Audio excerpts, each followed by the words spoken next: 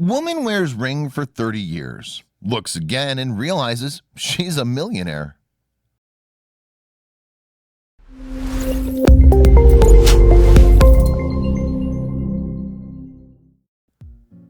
She looked at the woman and couldn't believe what had just been said.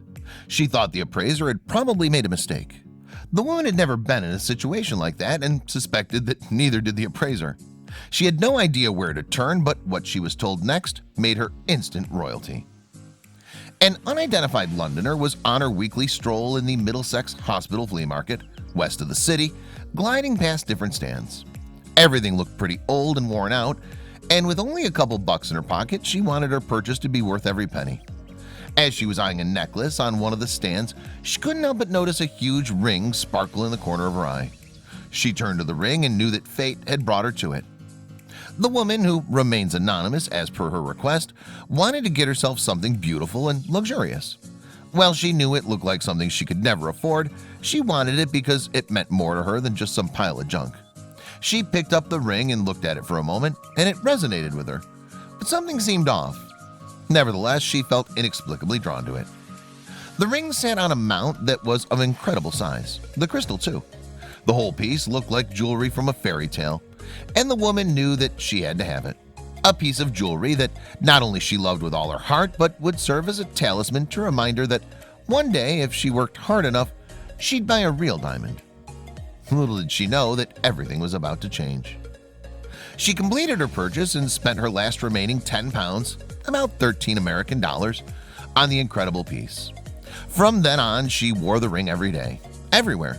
Years passed, and her talisman was still by her side.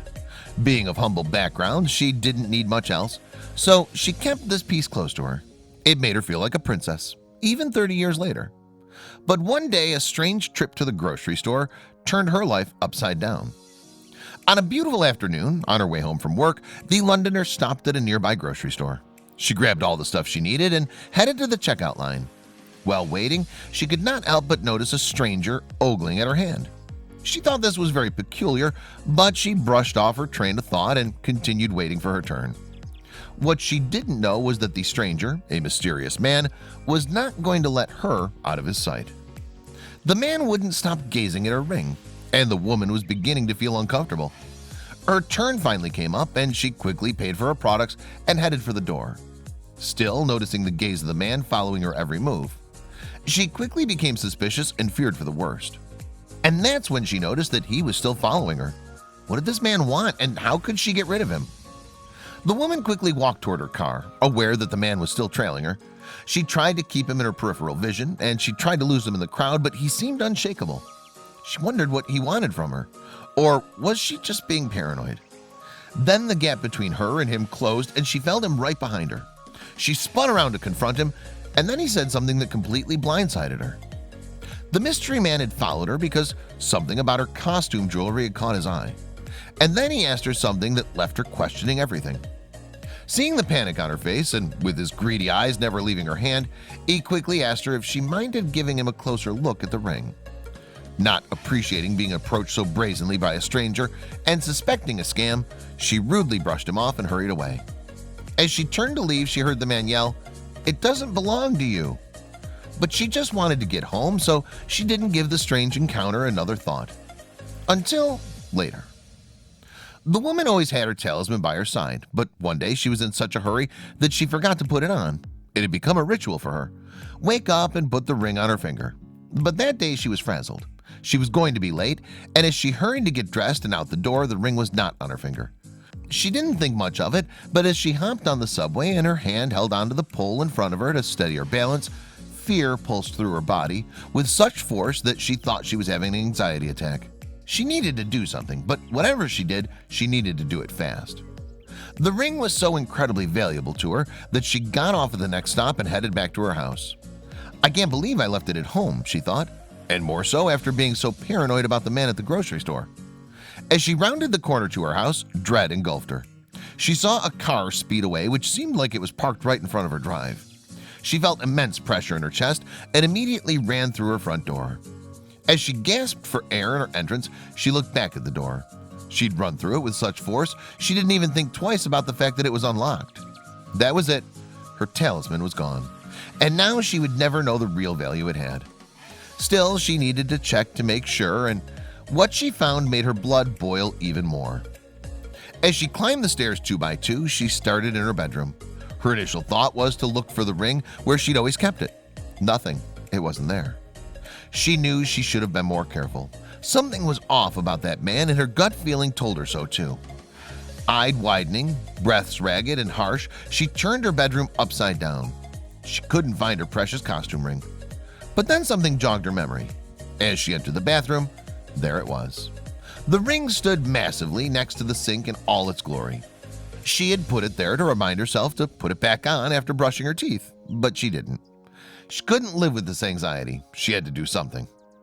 She was struggling to pay her bills, that was no secret. All she could think about was the strange man who had an uncanny interest in her ring. He seemed to think that her crystal ring might be of some value. Who had it belonged to, she thought. The encounter with the man had been enough for her to take her ring to Sotheby's, London. Maybe they could answer her questions and relieve her anxiety. She wondered longingly if it had belonged to someone famous. The ring was old, the silver had tarnished, and there was a lot of dirt on it. But what secrets was it hiding? A couple of anxious days later, she'd finally know the mind-bending truth.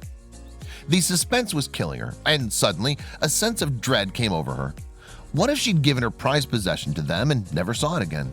What if all of this was a scam devised by the mysterious man who coveted it? Sotheby's said they had to keep it a couple days to run some tests on it, and her heart plummeted. Then Sotheby's jewelry in London confirmed the stone's authenticity. It turned out that her ring was a giant 26-carat cushion-shaped white diamond from the 19th century. The Londoner couldn't believe it. Surely they'd made a mistake. How could she have been wearing a ring of such value all this time? Sotheby's had all the answers. Jessica Wyndham, who heads the auction house's jewelry department, explained that a ring of such value was probably owned by someone in the royal family in the 19th century. And because the diamond cutting was slightly duller and deeper than nowadays, it could trick people into thinking that it's not a genuine stone. With an old style of cutting, an antique cushion shape, the light doesn't reflect as much as it would from a modern stone cutting. Cutters work to conserve as much weight rather than make it as brilliant as possible. The antique shape and older style had disguised its true brilliance for all these years. They also went on to explain why they took so long to get it authenticated and valued. We confirmed that it was indeed a diamond, we got it tested with the Gemological Institute of America, and that then dictated the price, said Jessica Wyndham. Jessica Wyndham told the unidentified woman that the ring could go for as much as £350,000, about $450,000 if it were auctioned. The head of the auction house continued to explain the cut of the stone probably would have meant that it didn't sparkle, plus it was all dirty, no one would think it was real. They came in with the idea that it might be real, and they had no idea of its value, Wyndham added. The Londoner knew when she was standing at the flea market that the ring sparkled. That's what caught her attention. But maybe her talisman only shone for her. Having led a life from paycheck to paycheck, another person's junk was her treasure, and it just changed her life. The ring was sent to auction and got sold for a staggering amount of £656,750. That's $847,667. Not only did this great little possessions auction make her life a whole lot easier, but she finally knew that she'd been a princess all along. But how do you know if your costume jewelry is valuable?